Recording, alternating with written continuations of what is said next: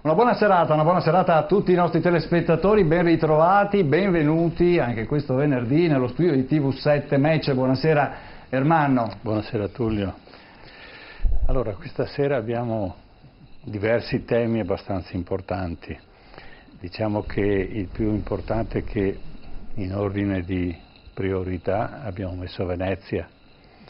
Venezia è il grande enigma del futuro. Abbiamo ereditato una città fantastica e non sappiamo usarla.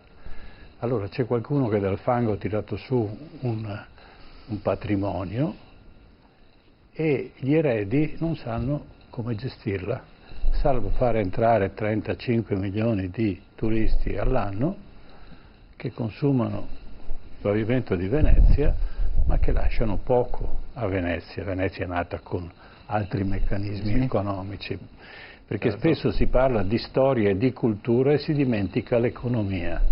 E invece, caso strano, tutto nasce dall'economia e dalla capacità di gestire l'economia e poi nasce la cultura. Io dico sempre una banalità. L'arte è il superfluo. Quando uno arriva a cercare il bello, vuol dire che ha l'essenziale. Quando uno ha l'essenziale poi cerca anche il superfluo, e l'arte è il superfluo, ma non il superfluo in senso negativo. Il superfluo nel senso che ho l'indispensabile e poi voglio di più perché allora riesco a vivere meglio la mia vita. E ci hanno lasciato i nostri predecessori veneziani, ci hanno lasciato una cultura che ha per esempio determinato la scelta architettonica della Casa Bianca. La Casa Bianca viene costruita sullo stile veneziano delle ville venete, perché gli Stati Uniti non vogliono avere un palazzo, non vogliono avere una reggia, non vogliono avere nulla a che fare con un concetto medievale di potere, vogliono una dimostrazione di essere più avanti e imparano da Venezia. D'altro canto Venezia a quell'epoca, siamo nel 1775 circa, e Venezia era ancora bella ed era ancora, gli poteva insegnare. Purtroppo Napoleone ci ha tagliato i cosiddetti. Ecco, questo è il primo argomento, ma poi naturalmente i presenti, e parleremo di economia, ci daranno un valido aiuto. E poi la seconda parte invece parleremo di famiglia e di scuola, perché poi quando si costruiscono le cose con l'economia necessita anche l'istruzione. Ma l'istruzione non è mai finita come l'economia. Ogni epoca ha la sua istruzione perché cambiano tecnologie e a tecnologie nuove ci sono didattiche nuove e questo è essenziale. Cercare di, come diceva Napoleone, una delle poche cose giuste che diceva, chi insegna a chi, bisogna preparare gli insegnanti per insegnare agli allievi e che allievi. Ecco, questi sono i due argomenti, ma naturalmente io passerei la presentazione ai nostri ospiti. Come no, sicuramente. Abbiamo gli ospiti veramente importanti questa sera. Buonasera al Presidente Pino Musolino. Buonasera, Presidente dell'Autorità di Sistema Portuale del Mare Adriatico Settentrionale. Buonasera e grazie di aver accettato il nostro invito. Grazie di essere qua. Grazie. Buonasera all'Avvocato Paolo Malaguti. Buonasera, segretario del Venice Maritime Cluster, no? Corretto. Buonasera anche a lei, buonasera a Michele Varotto, rappresentante di Confartigianato Trasporti in particolare, grazie anche a lei di essere qua. Buonasera all'ingegner Vincenzo Di Tella, buonasera ingegnere, ricordiamo ai telespettatori, è un esperto in opere offshore. Stiamo aspettando un altro rappresentante veneziano, l'avvocato Giorgio Suppiei, che è in arrivo, arriverà tra poco e lo accoglieremo ben volentieri. Allora, come sempre noi in apertura abbiamo una ricorrenza storica con i quali, diciamo così, con la quale iniziamo la nostra trasmissione, con il quale parliamo anche con i nostri ospiti, ma per capire di che cosa parliamo stasera c'è questa breve sigla di Memorandum.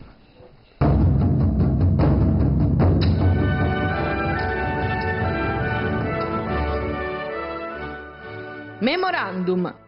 Storia e memoria. 5 maggio 1860. Parte da Quarto, nei pressi di Genova, la spedizione dei 1000 guidati da Giuseppe Garibaldi. Sbarcheranno l'11 maggio a Marsala in Sicilia, protetti dalle navi inglesi. E allora questa è la nostra ricorrenza, dunque l'inizio della spedizione dei 1000, una spedizione importante. Abbiamo riassunto quanto è avvenuto in questo breve servizio.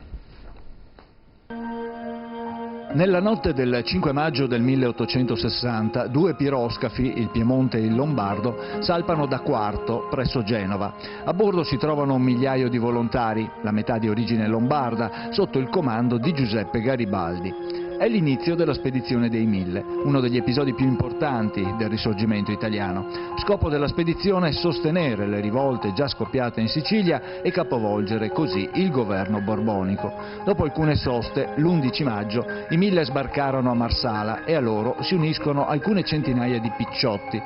Pochi giorni dopo, subito lo scontro con l'esercito borbonico nella battaglia di Calatafimi.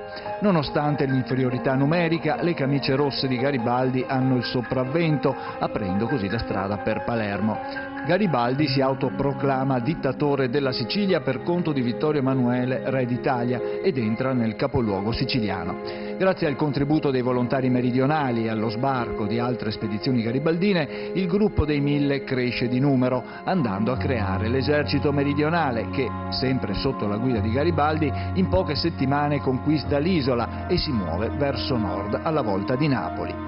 La risalita è più facile del previsto e dopo una serie di battaglie vittoriose le camicie rosse entrano a Napoli, ormai abbandonata da Francesco II di Borbone, che si è ritirato a Gaeta. I volontari garibaldini, sempre più numerosi, attaccano e sconfiggono l'esercito delle 2 Sicilie sul Volturno. Sarà questa l'ultima battaglia dell'impresa dei 1000. I volontari garibaldini riescono così a conquistare tutto il regno delle 2 Sicilie, permettendone l'annessione al nascente Stato italiano. Bene, ecco qua, insomma, riassunta in poco più di un minuto tutta l'operazione. Ecco, abbiamo dato una versione classica della spedizione dei 1000, partita da Quarto, è arrivata a Marsala e poi tutto il resto della vicenda. Allora invece questa volta vorremmo fare un contrappunto alla storia di Garibaldi e della spedizione dei 1000, che forse dietro a tutta questa epopea c'è qualcos'altro. E a questo punto facciamo vedere un piccolo inserto, tanto per introdurre l'argomento, ricavato da un film. Certo, da un film con Giancarlo Giannini e Ornella Muti. Allora Giancarlo Giannini interpreta il ruolo di Francesco II e allora sentiamo un po' questo breve brano del film.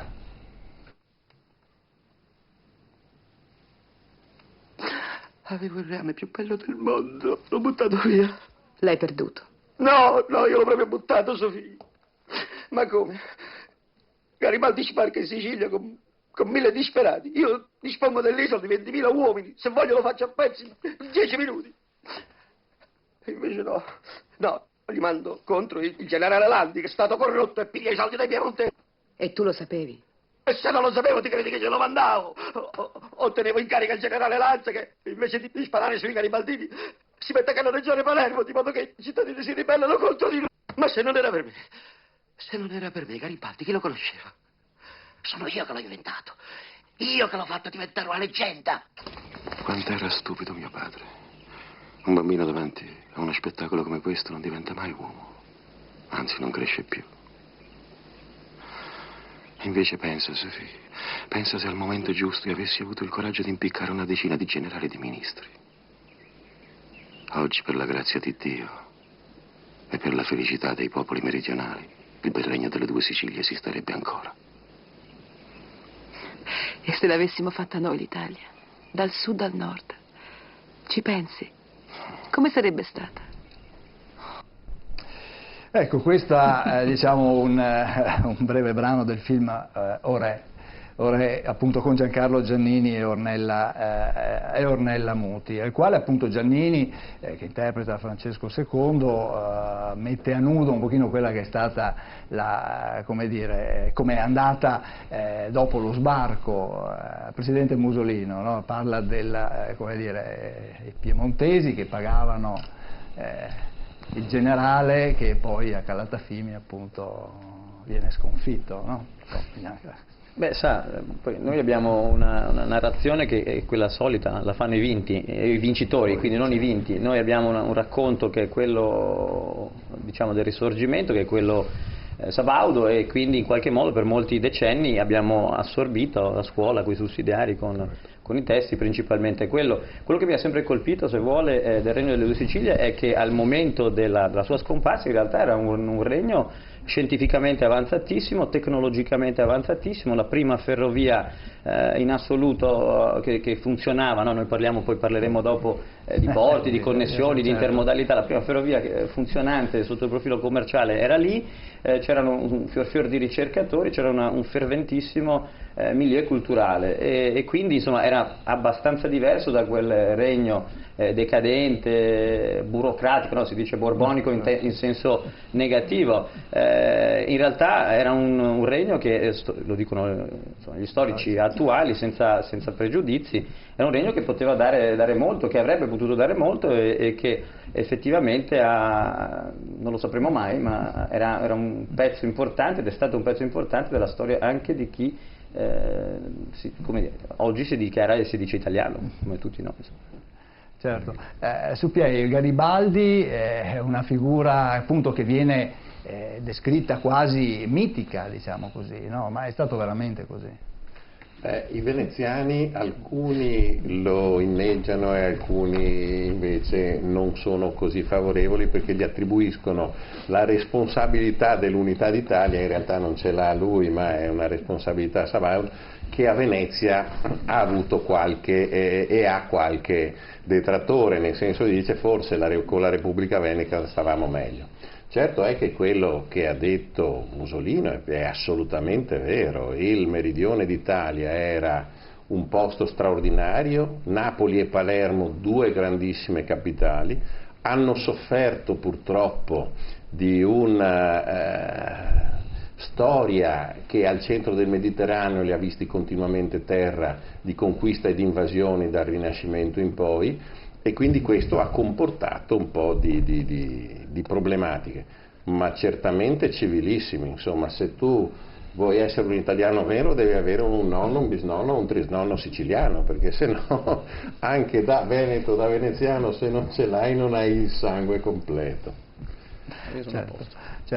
Beh, adesso proponiamo un altro breve brano di un altro film dove questa volta appunto si fanno anche, come dire, nomi e cognomi di chi aveva l'interesse, diciamo tra virgolette, a mettere le mani sul Regno delle Due Sicilie. Sentiamo. Comunico al Ministero.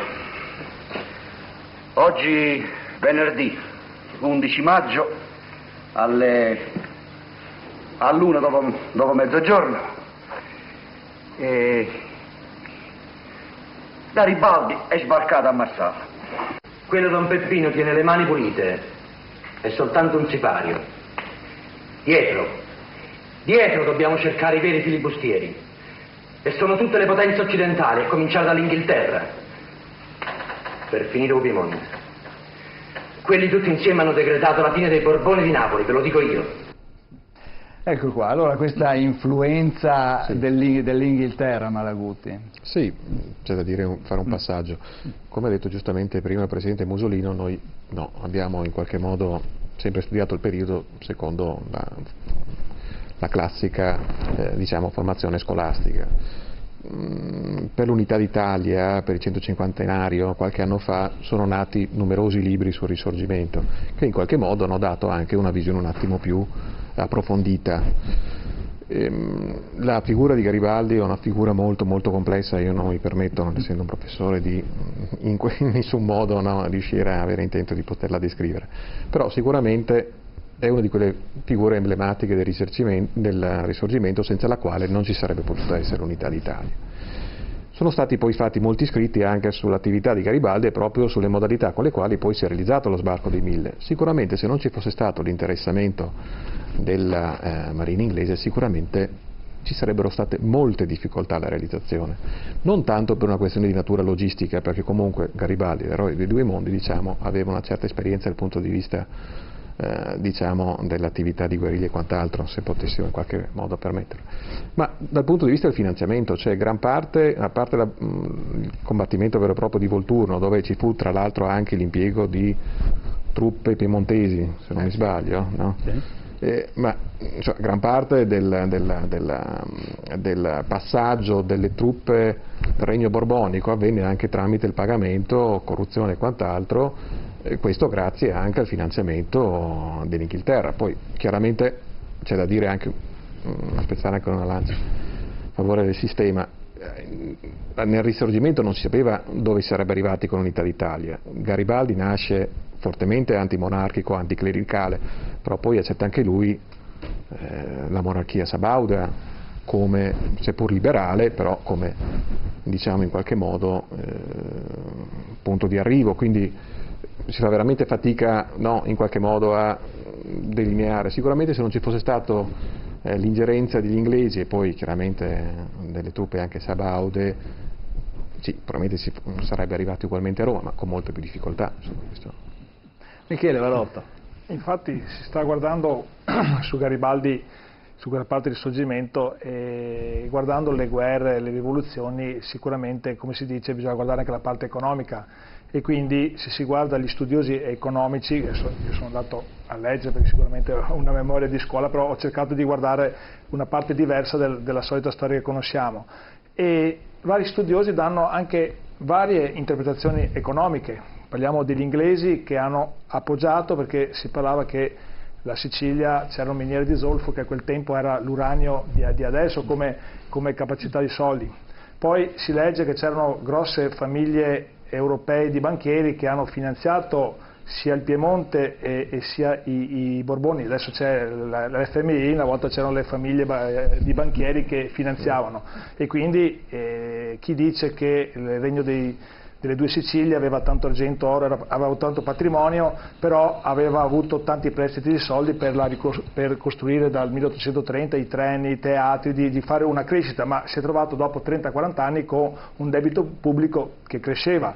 Dall'altra parte gli economici dicono che il Piemonte non aveva patrimonio, quindi stampava soldi che non c'erano, e quindi nel momento, quando sono arrivati con i Borboni, si sono presi i soldi. Altri dicono che invece con l'avanzata di Garibaldi il debito pubblico, ogni mese che avanzava si alzava il debito pubblico del regno dei Borboni. Quando arrivarono alla guerra, all'unificazione, il regno del Piemonte disse: blocchiamo i debiti, li pagherò alle varie famiglie europee e quindi terrò l'Italia unita. E a questo punto anche tante volte seguire i soldi e la parte economica si può scoprire la verità, però ci sono varie storie economiche. Quali sono quelle vere che hanno portato? Sicuramente si dice che 1000 persone con un esercito di 70.000 persone non potevano vincere, quindi un po' di corruzione dei comandanti, e poi diciamo che anche il popolo si innesca con poco e poi accompagna. Vediamo nel nostro mondo che quando succede qualcosa parte e tutti ci seguono nel nostro campo, quindi la parte economica è sempre importante. Certo. Ditella. Io mi sento molto coinvolto venendo dal regno delle due Sicilie. Sicuramente, come ricordava prima il presidente Musolino, lì c'era una cultura, c'era un benessere, eccetera, che sicuramente aveva un valore molto forte. Ed è certamente la parte dell'Italia che ha sofferto di più dall'unificazione. Su questo credo che non ci siano dubbi anche da parte degli storici sull'argomento. Cioè, quello che mi viene in mente un po' è che purtroppo, come per il Regno delle Due Sicilie, al popolo delle Due Sicilie non corrispondeva un altrettanto valoroso governo delle Due Sicilie. E questo, se volete, mi porta a fare una considerazione molto amara sull'attuale nostra situazione. Noi abbiamo un'Italia che è splendida. Credo che qui siamo tutti d'accordo. Cioè, gli italiani a livello di intelligenza, di capacità imprenditoriale, di tutto, no? Credo che non siamo secondi a nessuno. Io perlomeno nel mio campo non mi sono sentito secondo a nessuno. Chiaro? Però quando andiamo a vedere chi ci rappresenta nelle istituzioni europee, chi ci rappresenta nel nostro ruolo nel mondo, a questo punto mi cadono le braccia. Ecco, io sottopongo alla discussione questo argomento.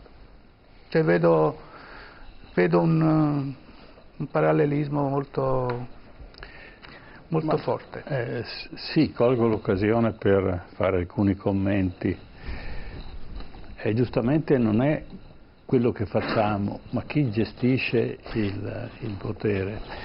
E naturalmente se questa gestione contraddice quello che è la buona gestione dell'economia, perché parliamo sempre di economia e di intelligenza nella gestione dell'economia, allora naturalmente qui cade l'asino.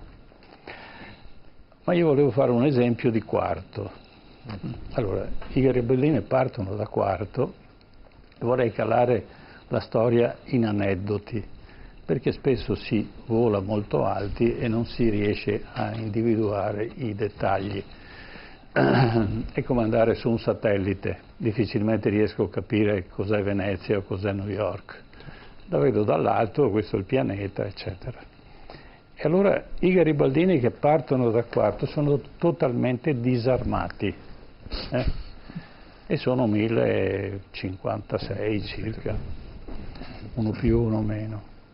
Vengono tutti fotografati prima della partenza e c'è un volume che li contiene tutti, quindi non è un segreto. Partono disarmati e arrivano disarmati. Allora, proviamo a pensare, parlo ai miei telespettatori, ai nostri telespettatori, che noi facciamo una manifestazione a Padova o a Verona, 1000 persone che al massimo possono avere un bastone, perché Garibaldi nelle sue memorie dice 1000 cartucce e una baionetta, questo è il livello di armatura, poi raccoglieranno a Livorno, raccoglieranno una ventina di fucili, ma ad avancarica, figurati, e poi raccolti così, quindi non sono nemmeno coerenti. Sbarcano e si trovano 10.000 soldati. E come in centro dalla stazione parte una manifestazione e affronta la polizia, no? E il minimo che può succedere è che li prendono uno a uno, li legano e li mettono da qualche parte, no? Ecco, questo dà l'idea della proporzione, della coerenza di questa storia dove c'è uno sbarco di persone disarmate che poi peraltro non sono addestrate, sono gente che vuole fare. Poi, tra parentesi, cosa vuole fare? Questo è un altro discorso, ma abbiamo un grande personaggio padovano, no? E abbiamo dei giovani che hanno 18, 17, 16 anni, arriveranno anche i figli di Garibaldi dopo.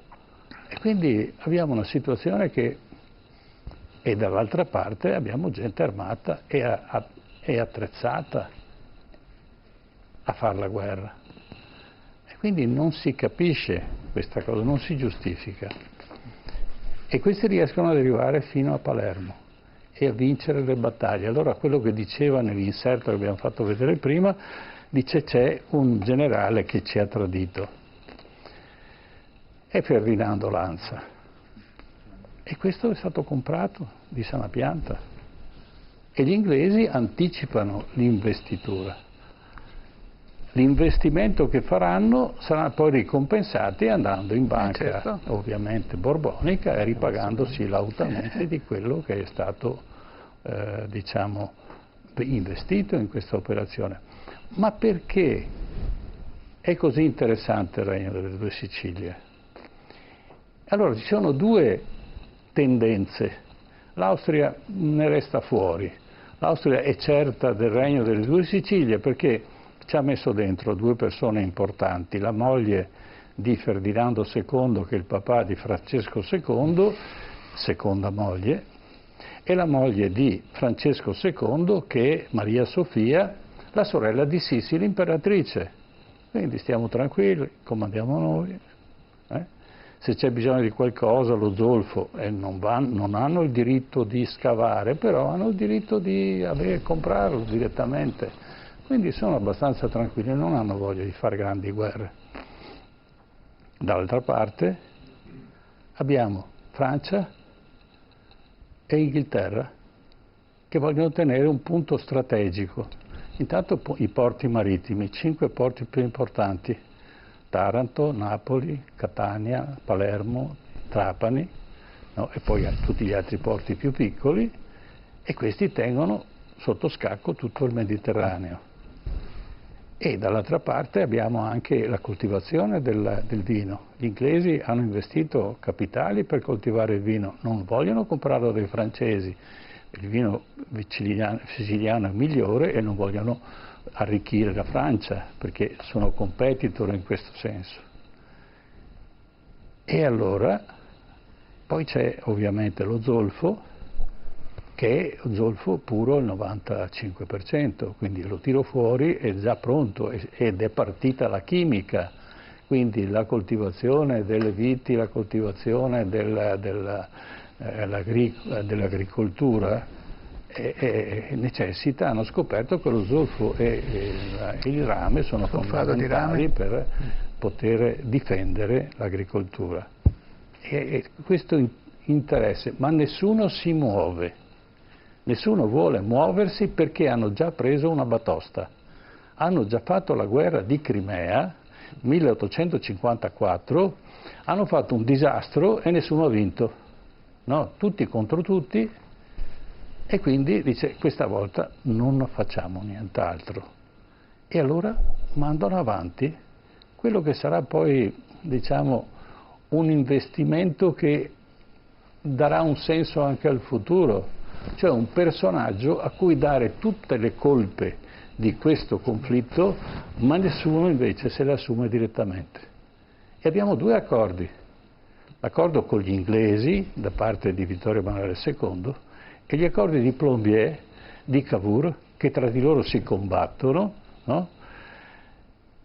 Che dicono il nord Italia fino al Vaticano resterà ai Savoia, il sud Italia, dice Napoleone III, lo darò a mio cugino, perché allora mi prenderò tutto, gestirò il centro del Mediterraneo e strategicamente ho risolto tutto. Gli inglesi non vogliono far guerra, finanziano ovviamente tutto, meno che l'acquisto delle 2 battelli.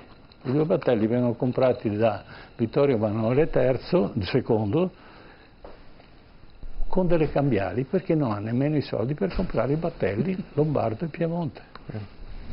E Rubattino dice: scusatemi, ma io, eccellenza, sono assolutamente d'accordo, lei sicuramente ha grandi possibilità, avrà un futuro, però skei, detto in Veneto.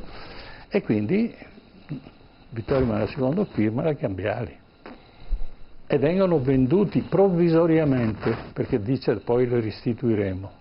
Ma quando Garibaldi arriva in Sicilia dice: mi prendo io l'onere di pagare i battelli, perché è già arrivato a Palermo, e a Palermo riesce, la prima cosa che si fa quando si conquista un paese nuovo è quello di andare in banca, chissà perché, e vedere quanti soldi c'è. C'è il Banco di Sicilia, e il Banco di Sicilia, che viene consegnato come responsabile del Banco di Sicilia a Ippolito Nievo, famoso padovano, patavino, contiene, aggiornato ad oggi, 2,5 miliardi di moneta sonante. Quindi vuol dire che erano soldi buoni, non era carta che puoi dire vale o non vale, no, allora la moneta valeva quanto pesava. E quindi viene completamente sbancato. Tant'è che quando poi Ippolito Nievo viene chiamato a Napoli per l'evento dell'Unità d'Italia, prende il traghetto Ercole, si porta dietro e qui non si sa cosa si porta dietro, ma comunque tante carte, forse anche tanti soldi, e non arriverà mai a Napoli. Si dice che l'affondamento del battello, che era un battello di linea, quindi partiva a determinati giorni, arrivava a determinati giorni, per cui, ma nessuno lo cerca. C'è una tale confusione che vanno in cerca di questo battello che non è arrivato a Napoli, è partito da Palermo, però non si sa dove sia andato a finire ed sparisce completamente. C'è una nave inglese, sempre la solita nave inglese che lo vede al largo, e c'è una sorta di tromba d'aria, una tempesta, e una bomba d'acqua, e questo battello sparisce. E non trovano neanche i resti del battello, perché quando c'è un affondamento qualcosa vi resta a galla, e non lo trovano. E questo è un altro enigma della storia del Regno delle Due Sicilie. E allora questa e poi Garibaldi, che è diventato praticamente a tutti gli effetti titolare del regno, lo consegna, ma non si ha un atto di consegna, sparisce e lo trovano a Caprera, circondato da navi, che non si muova perché sennò è pericoloso. Difatti, quando poi lui tenterà di tornare in Sicilia e risalire la penisola, lo fermeranno all'Aspromonte e gli spareranno addosso, ben 2 colpi, non uno come si dice normalmente, quindi uno al ginocchio e uno alla caviglia. E quindi l'intenzione di ammazzare Garibaldi c'era, Garibaldi era scomodo. Ma dopo questo evento Garibaldi viene portato in Inghilterra e viene fatta una festa che durerà giorni interi. Quindi sbarca e arriva a Londra, e a Londra c'è la modica cifra di oltre 500.000 di persone che lo aspetta ad applaudire. E Garibaldi viene portato in trionfo, tant'è che la regina Vittoria si offende e dice: a me non avete mai fatto una manifestazione così grande. E Garibaldi perché? Ma evidentemente la massoneria ha le sue capacità di gestione del buon governo. Ecco, questa è la spedizione dei 1000, e l'Italia è stata consegnata ai Savoia perché i Savoia hanno garantito all'Inghilterra di poter continuare a fare quello che era il suo interesse, e non era certamente interesse degli italiani, era interesse dei Savoia, senza contare che Francesco II di Borbone, ultimo re di Sicilia, era parente stretto di Vittorio Emanuele II, perché la madre di Francesco II era una Savoia. Ecco, questo per dire come spesso la storia non viene raccontata, e colgo l'occasione per dire che la stessa cosa è successa nel Veneto. La storia del Veneto non viene raccontata, o se viene raccontata in maniera molto strana. E invece sarei dell'avviso che se ci fosse più cultura del Veneto e più cultura sulla storia di Venezia, allora probabilmente i veneziani si approprierebbero di un senso di appartenenza della città, e quindi spenderebbero meglio le loro attività nei confronti di una città che merita questo privilegio di essere la città unica al mondo in tutti i sensi, perché ha una storia che è infinita. La RAI ha fatto la serie televisiva dei Medici piuttosto che di Firenze in tutte le salse, però di Venezia non se ne parla. Sì e no, hanno fatto un film, il Mercante di Venezia, o hanno fatto un'opera su Otello, ma sono personaggi che sono un po' fuori da quello che è il contesto veneziano, che è un contesto fondamentale. Credo che la storia di Venezia sia trascurata perché non ha grandi avventure. La storia viene raccontata per battaglie e non viene raccontata nel contesto sociale attraverso cui la società cresce e migliora, e difatti Venezia era la meglio al mondo e rimane tuttora. Certo, beh, ma adesso di Venezia parliamo dopo il break pubblicitario, parleremo del porto. Ricordiamo che Venezia nasce perché è città portuale, quindi una delle infrastrutture più importanti, se non la più importante, della città. Ne parliamo adesso, subito dopo la pubblicità.